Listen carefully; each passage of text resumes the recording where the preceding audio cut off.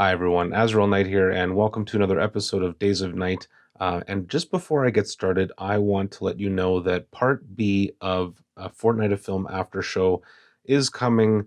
It's just incredibly hard to film because I've basically got to sit on my butt for 2 hours answering questions, and there's a lot of editing involved as well. And right now, I really want to just pump out some film and camera reviews. I hope you don't mind. I hope you don't mind film and camera reviews. I know I don't. But yeah, it is definitely coming.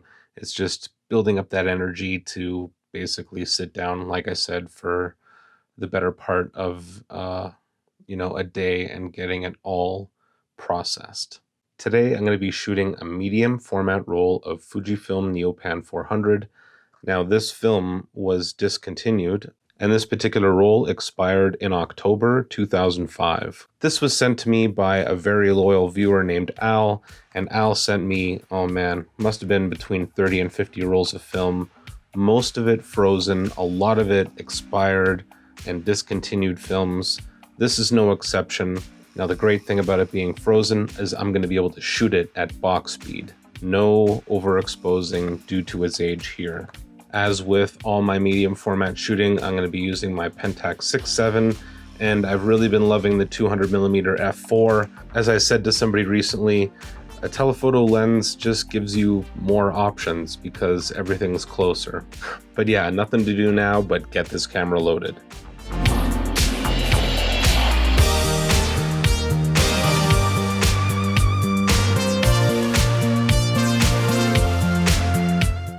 Now, before I load this film, I would like to take a closer look at the box, as I'm sure you would as well.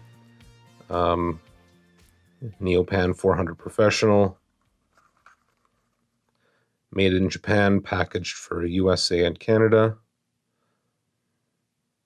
Protect from heat and X-ray. Processed before October 2005. Easy loading barcode system. I'll admit, I don't know what that is. Film price does not include processing. Good to know. All right, let's open up this bad boy. Ooh, those perforations. Wow, that was nice and smooth. If there's one thing that I've noticed in the last 10 years is the quality of perforations has gone into the toilet. I want to set the film aside for a second because one thing I noticed is it actually gives you developing times inside the box. Oh, is it going to make me rip it to see? I think it's going to make me rip it. Come on, man. All right. Very cool. Shutter speed of 1/500th of a second. It gives you sunny 16 rules. That's fantastic, just in case you don't have a light meter. And it gives you developing times for D76, T-Max, and something called Super Prodol. Never heard of it. I'm sure some of you old-timers can tell me about it. A high-speed, high-quality general use photography film of broad applications. Who's calling who a broad? It can be push processed from EI 800 to 3200. This allows you for flexible exposure in low light situations, at dusk, or when shooting a stage performance. For example, it is also well suited for capturing fast-moving subjects at high shutter speeds. Notice if this film is found defective in manufacturer packaging or shipping, our liability will be limited to replacement of an equivalent amount of unexposed film. Oh, so basically if 2 frames are bad, it's only going to replace 2 frames for you. Is that what I'm reading? Except for such replacement, this film bears no warranty whatsoever, even though damage, defect, or loss is caused by negligence or other fault. Yeah, I always love when they've got details on the inside. Here's the film packaging itself.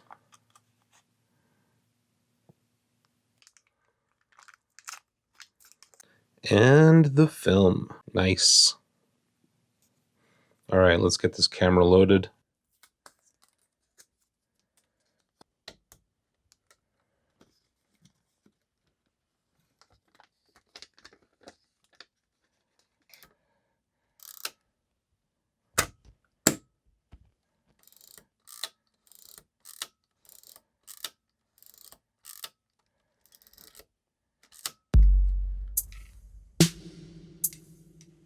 There we are, locked and loaded and ready to go.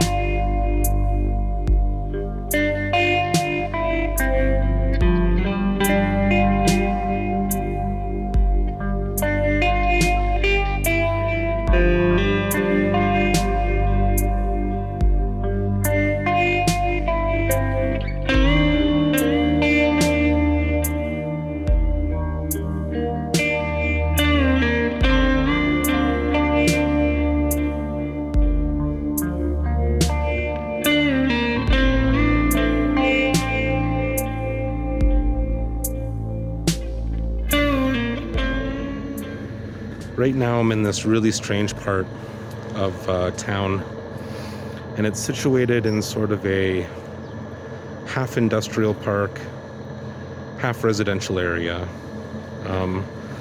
Lots of older houses built in the 50s and 60s, and lots of really rundown, like industrial type buildings. Like, I don't even know how to describe it. I mean, you've seen some of the B-roll already, so you kind of get an idea. One block will be a stack of shipping containers. The next block will be a big-ass church. It is really just all over the place. It's like somebody playing SimCity, and they don't know how to split up their residential from their industrial zones. So I'm almost regretting now not bringing my 55 3.5. I saw a couple potential frames, but it's just too tight with that 200 f4. And my main goal today is to not slip and fall, because as you can see, there is a whole bunch of snow, and it's still pretty slippery because it's fresh snow. I've got my boots on, but I'm still being extra cautious. So yeah, like I said, it's a real mix. Right there is a massive church. And then just across the street, a millwork. So even though I'm not feeling particularly inspired by this area, it is still super easy to burn through a roll. I am down to my last 2 shots. I've been walking around now for just under an hour, and I've covered 2.7 kilometers. And I'm trying to be extra choosy for my last couple shots. And yeah, I'm in an area, I've covered this area before, but I'm in a particular section that I haven't been to before. So, it's a lot of exploring and only a little bit of shooting. But yeah, it is 1 hour till sunset. So, I went down the same tip. Whatever my last 2 shots are going to be, I have an hour to find them. Yeah, I'm going to be a bit more choosy about it. Well, I've put in almost another kilometer. Still nothing. And I can tell I'm nearing sunset because, well, the lights dropped, duh. But also the temperature. My hands weren't cold at the beginning of this, but they're starting to now. Didn't bring any gloves. Finally, after almost another 2 kilometers, I found another frame to shoot. I'm sort of back in familiar territory. At this point, I might not even get that last frame before the sun sets.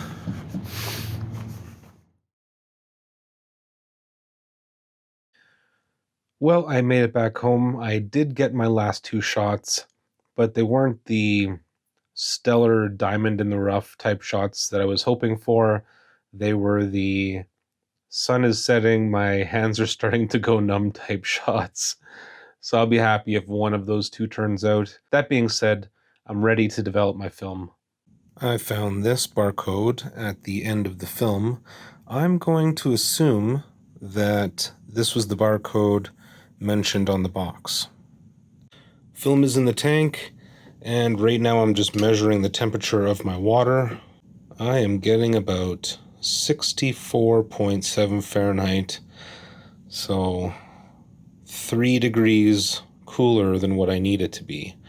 And because this was a straight pour from a distilled water jug, I'm going to assume that my X-Tol is probably about the same, which means it's going to need a quick warm-up on my magnetic stirrer.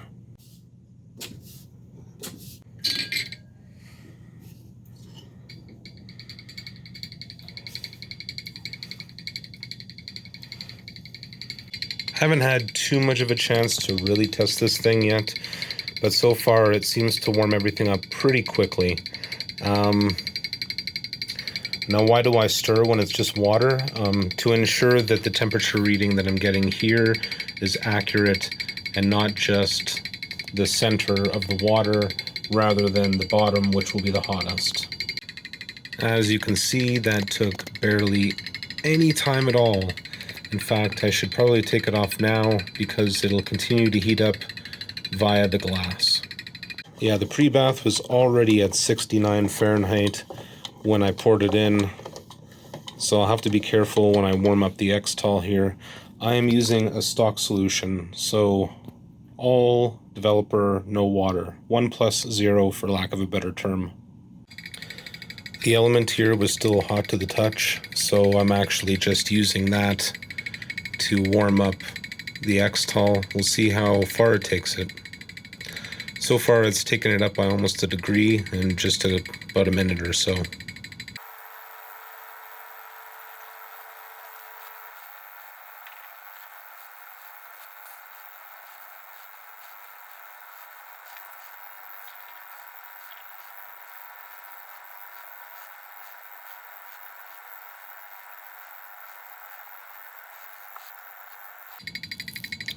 Okay, I am going to focus on getting this thing developed. I will see you at the wash cycle. Okay, I'm on my second wash cycle, and this is what I'm getting right now. Can't really see on camera.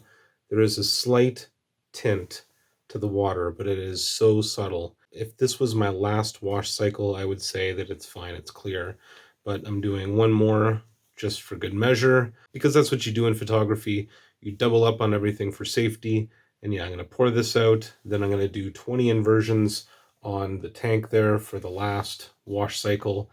Then we're going to see how it goes. Okie dokie, last wash cycle complete. Let's see what we got.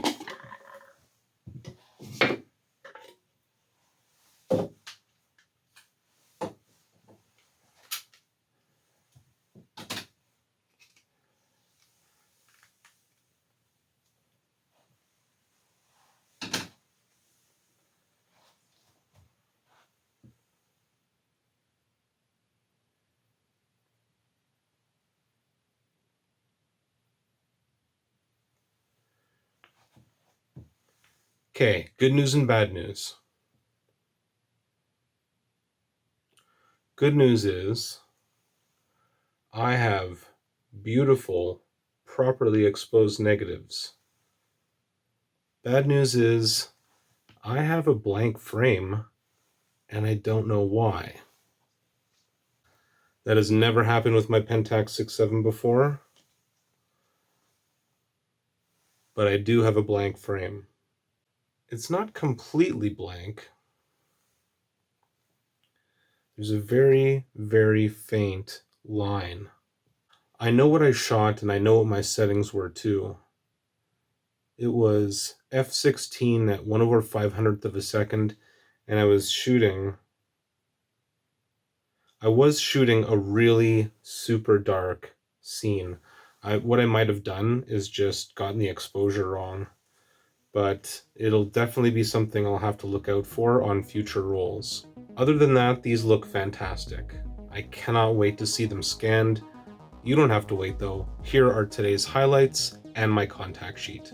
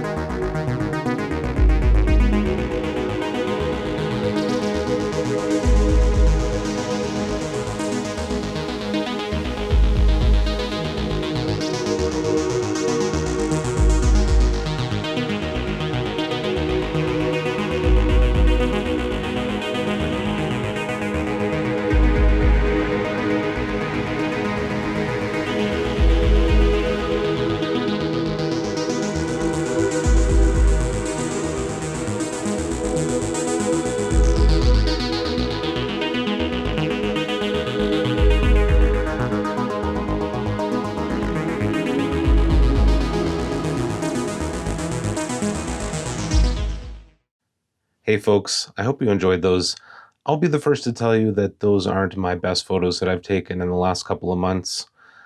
Even though I think that area of town is really cool, I don't think that the photos that I took personally represent how it makes me feel. Like the interesting nature of the area itself, I don't think I've been able to capture on film properly yet.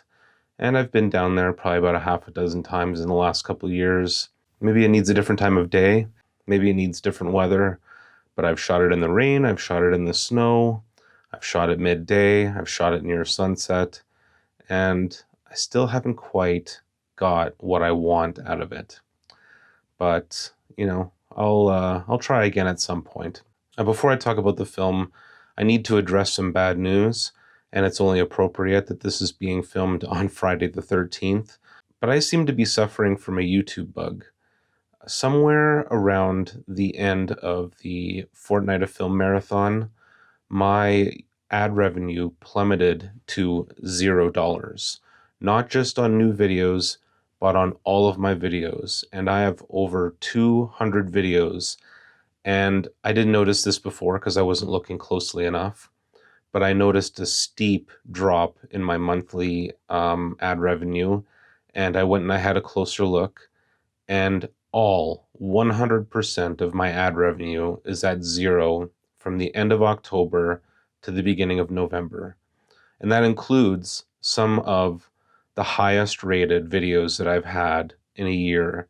That includes the fact that I've put out more videos than I have in probably 2 years in the last month. And that includes some of the Fortnight of Film videos as well. Even though they were monetized with beginning, middle, and end videos, and even though the monetization button is on and everything seems to check out, and even though I'm getting more views and subscribers than I have in a couple of years, and definitely way more engagement than I've had since probably 30 Days of Night, the revenue shows zero. It spikes up. I'll show you a screenshot. You can see it spikes up when a Fortnight of Film is in the midst, and then it drops to absolutely nothing. I did a bunch of research this morning to try and figure out what's going on, and it seems to be a fairly widespread problem for middle and lower tier YouTubers such as myself. And people that were making whatever they were making before are all like making zero. Now, what does YouTube have to say about this? They're trying to tell us that it's invalid views. They make a correction at the end of the month, and they take away all the invalid views. Well, my videos from 5 years ago that are still some of my top 10 videos of all time are now producing $0.00. That is impossible. There is no way that you watching, they're saying basically that you watching right now, everybody in the comments, they're all invalid. Every single one of them. And that's just not true.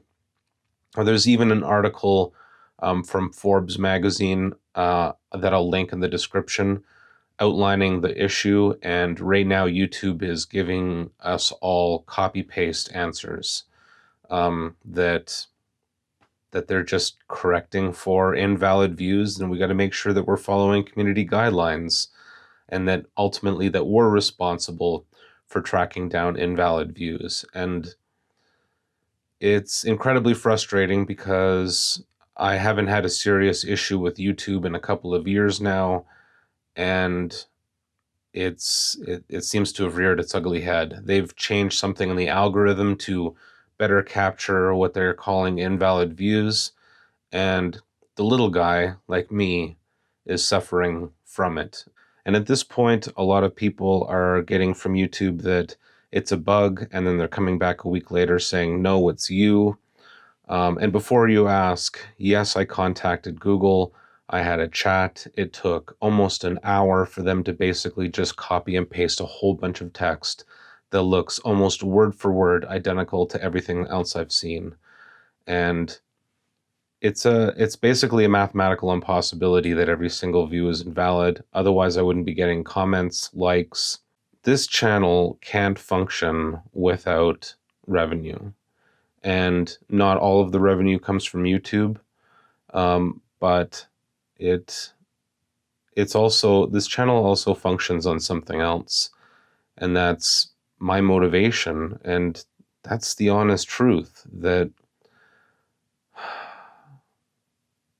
a lot of other channels are being affected right now, and I don't know how long this is going to go on for, but I wanted to bring it to your attention.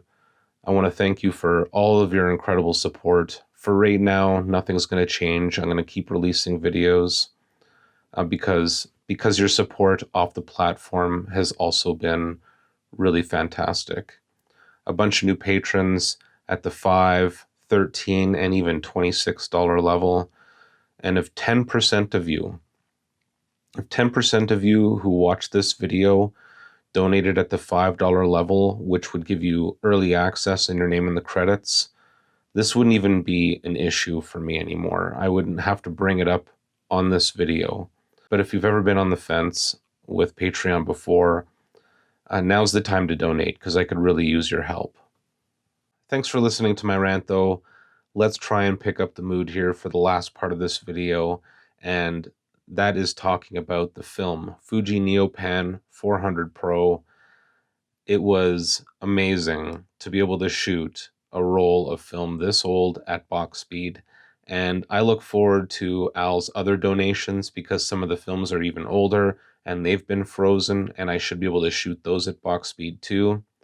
I have shot Fuji Neopan before in 35mm, but I've never shot it in 120. I instantly loved it the first time I shot it. It's somewhere between, I would say, HP5 and Delta 400 in terms of contrast. There is a really good amount of latitude. Not only that, but it's not very curly, and that's an old roll that's been sitting in the freezer. So fantastic. I all around love this film, and every chance I get to shoot a roll of this, expired or not, in the fridge or not, I will take advantage. As far as my blank frame goes, I can't really say for sure what the issue is. Like I said, I shot this at f/16 at 1/500th of a second, but I shot it directly at the sky. So you would think there would be at least some signs of underexposure, but there's only a faint line of the frame on the one side. I don't want to say this early that it's an issue with my Pentax 6x7. Now, the only thing going for it is that it didn't show up on a shot that I would know 100% was exposed properly. I was experimenting at the time. I was like, oh, I see the cross for the church in the background and a couple of trees on either side, and I want to underexpose this, so I'm gonna meter for the sky and let everything else just fall off. But the sky should have shown up. I can't emphasize that enough. I at least should have had a shot of the sky. And if I hold it up to the LED, my studio light here, I can see a little bit of the tree, but it's super barely there. If it happens again, of course, you'll be the first to know. But that wraps up another episode. I love shooting expired film that's still in the fridge. It's like putting a little piece of the past into my camera, and I've got so many film donations. I've got episodes for the next year, so I hope you'll stay tuned. If this is your first time here, I hope you'll consider subscribing. And don't worry, despite my issues with YouTube right now, nothing's changing. In fact, things are going to get better. So please, if you want to support the channel, there's a whole bunch of ways. One of those ways is to donate film to the channel. The other thing to consider is donating a camera or camera equipment to the channel. I'll either review the camera directly or turn it into revenue, which also helps the channel, of course. So those are some other ways to help the channel. Of course, buying a t-shirt, directly donating to my PayPal account, or joining me on Patreon are definitely top tier ways to support this channel.